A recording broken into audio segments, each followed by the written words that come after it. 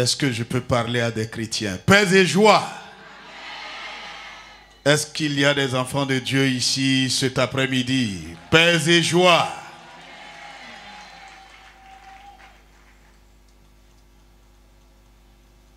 Va, ta foi t'a sauvé.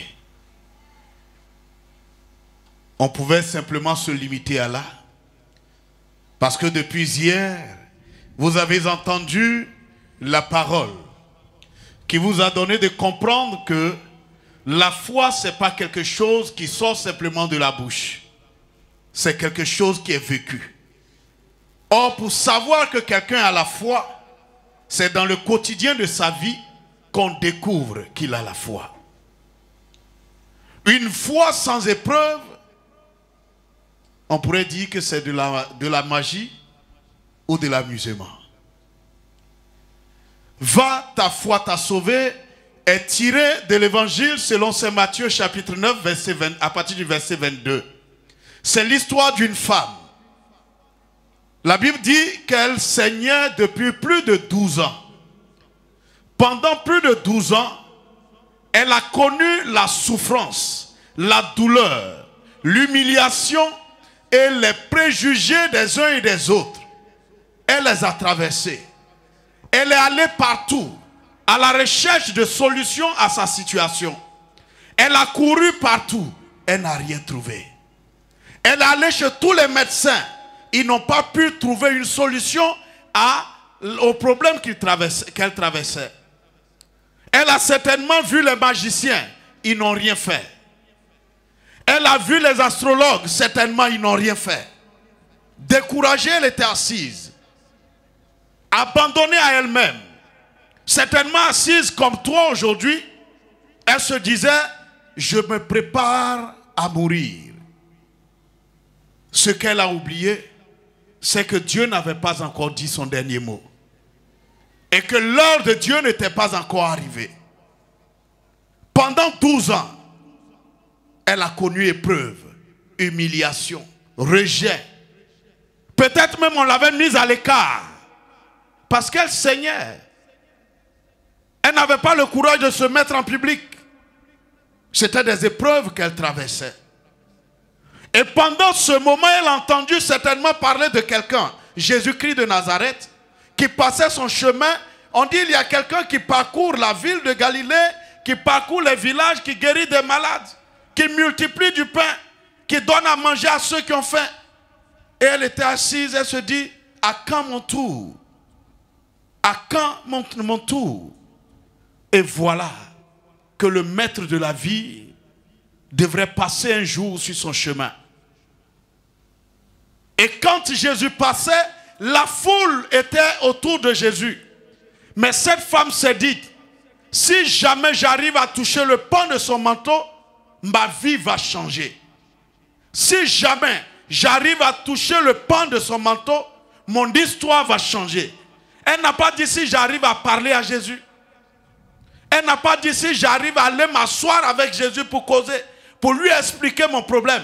Non, elle a dit, si jamais j'arrive à toucher le pan de son manteau, je serai guéri.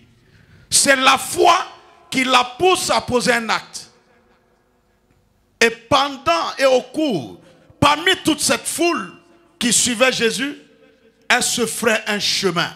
Dans l'épreuve que tu traverses, est-ce que tu as l'audace d'avancer? Est-ce que tu as le courage de te lever pour affronter la foule qui est autour de toi? Est-ce que tu es capable de te lever malgré les jugements, malgré les préjugés, pour aller et poursuivre ton objectif? Est-ce que les cris qui sont autour de toi ne sont pas en train de te décourager? Non, pour toi c'est fini. La médecine a tout dit. La médecine a dit on ne peut plus rien faire. Ton âge est déjà dépassé. On ne peut plus rien faire pour toi. Tu ne peux plus passer concours. On est arrivé au moment où, après 30 ans, ça ne peut pas. Tu as tenté, c'est fini. Et les voix te disent que c'est bon. Il faut t'asseoir, cherche autre chose. Ces mêmes voix ont certainement dit à cette femme, c'est bon. Tu as trop tourné. Bon, on n'a plus rien à faire. Mais elle s'est dit, si mon Dieu est vraiment celui qui appelle à l'existence ce qui n'existait pas, il est capable d'appeler dans ma vie la guérison dont j'ai besoin.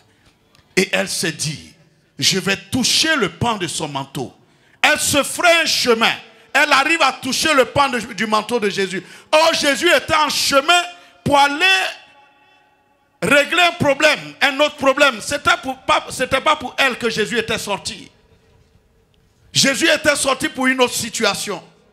Mais sur le chemin, il y a la foi qui a interpellé Jésus. Ce n'est pas la femme qui a interpellé Jésus, c'est sa foi. Autour de Jésus, il y avait beaucoup de malades. Mais il y a une seule qui a été capable de toucher Jésus et arrêter le cortège de Jésus. Il y avait une foule autour de Jésus qui le bousculait. Mais il y a une seule personne qui, quand elle a touché Jésus, Jésus s'est arrêté et dit, on m'a touché. Il faut dire à ta voisine, il y a touché et puis il y a touché. Il y a prière et puis il y a prière. Il y a appelé et puis il y a appelé. Il y a des gens qui ont prié pendant 10 ans, rien n'a changé. Et puis il y a des gens qui ont prié le même jour, Jésus s'est arrêté. Parce qu'il y a une prière qui touche le cœur de Dieu. C'est la prière qui sort du cœur de l'homme. Appelez-moi et je vous écouterai. Elle a touché Jésus. Jésus s'est arrêté. Il dit, qui m'a touché?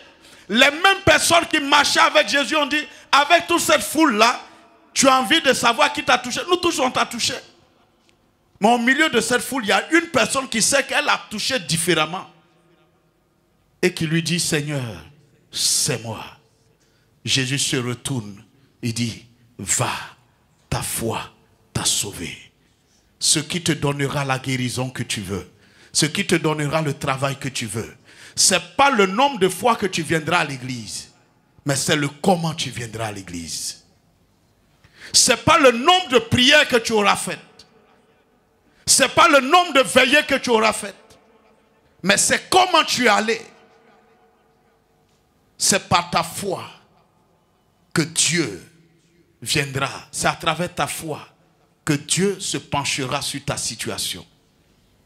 Aujourd'hui, je suis venu te dire que tu peux passer d'un point A à un point B seulement si tu acceptes de croire en Jésus. Ne t'ai-je pas dit que si tu crois, tu verras la gloire de Dieu? On a trop parlé. On est trop allé à l'église. On est trop tombé dans des veillées. Mais combien de fois tu es tombé dans une veillée? Et à quelle place tu es encore? Chaque jour tu tombes. Chaque jour c'est pour toi on prie. Cette femme, quand Dieu l'a guérie, elle est devenue témoin de l'amour et de la miséricorde de Dieu. Elle annonce Jésus de son cœur et de par ses actions. Toi, depuis que Dieu a fait quelque chose dans ta vie, qu'est-ce que ta vie est devenue?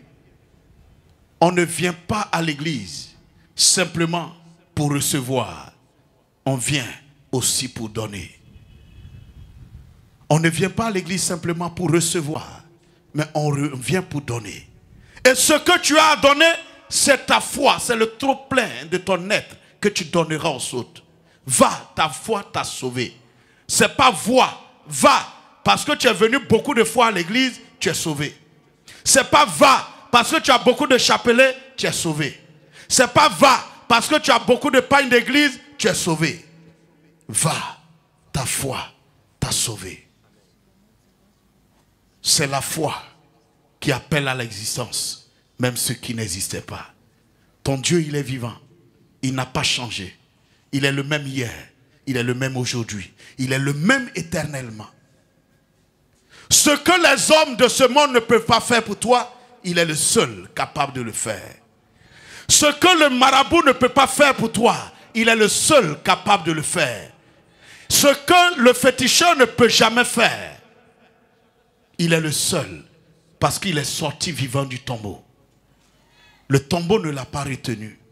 C'est pourquoi le cantique que je ne sais pas qui l'a chanté, mais ce cantique me plaît. Et Et quand je le reprends, je suis heureux de savoir que mon Dieu, il est unique. On dit le marabout du quartier est mort. Il est resté dans son tombeau. Judas, Bouddha est mort. Il est resté dans son tombeau. Allez-y voir à Yamoussoukro. Demandez après Oufoué. On vous dira Oufoué est mort. Que c'est ici que repose son corps. Allez-y voir au Bénin. Demandez après Kérékou. On vous dira que Kérékou est mort. Que c'est ici que se repose son corps. Allez-y voir à Médina. Demandez après Mahomet. On vous dira que Mahomet est mort. Que c'est ici que repose son corps. Mais allez-y voir à Jérusalem. Demandez après Jésus-Christ. On vous dira qu'il est ressuscité. Et son esprit est sur nous. Allez-y voir aux États-Unis. Demandez après Kennedy. On vous dira que Kennedy est mort. Que c'est ici que repose son corps. Allez-y voir en Asie. Demandez même après Bouddha. On vous dira que Bouddha est mort. Que c'est ici que repose son corps. Mais allez-y voir à Jérusalem. Demandez après moi mon papa. On vous dira qu'il est ressuscité. Et son esprit est sur moi. Parce que son esprit est sur toi, tu n'es pas pareil aux autres. Parce que l'esprit de Dieu est dans ta vie, tu n'es pas pareil aux autres.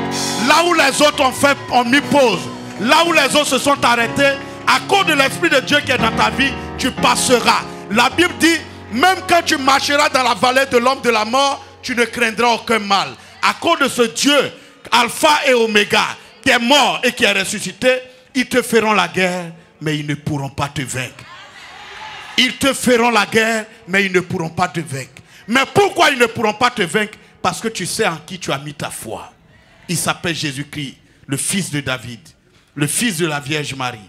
Celui qui, quand il parle, tout genou fléchit et toute langue proclame. C'est lui qui t'a convoqué ici ce soir. C'est lui qui a pour toi un projet. Il dit, j'ai pour vous un projet de bonheur et non pas de malheur. J'ai pour vous un projet de bonheur et non pas de malheur. Et ce qu'il attend de toi, c'est d'être capable de saisir ce projet. Être capable de saisir ce projet par ta foi. Si tu pries et que tu penses que tu n'es pas exaucé, change ta manière de prier. Tu es capable de mettre Dieu à l'épreuve. Il dit, appelez-moi et je vous écouterai. Frappez et vous recevrez. Demandez et l'on vous donnera. Je me tiens à la porte de ton cœur et je frappe. Si tu m'ouvres, j'entrerai. Je prendrai mon repas avec toi et toi avec moi. Si Dieu prend son repas avec toi, tu deviens l'ami de Dieu. Tu deviens l'intime de Dieu. Alors tu es capable de dire comme Saint Paul, ce n'est plus moi qui vis, mais c'est le Christ qui vit en moi. Et Saint Paul dira, si Dieu est pour moi, qui sera contre moi? Ni la mort, ni la vie, ni les puissances de ce monde, ni les puissances à venir, de tout cela, je reste le grand vainqueur, à cause de celui qui est mort sur la croix pour moi. En qui tu as mis ta foi? Qui est ton Dieu?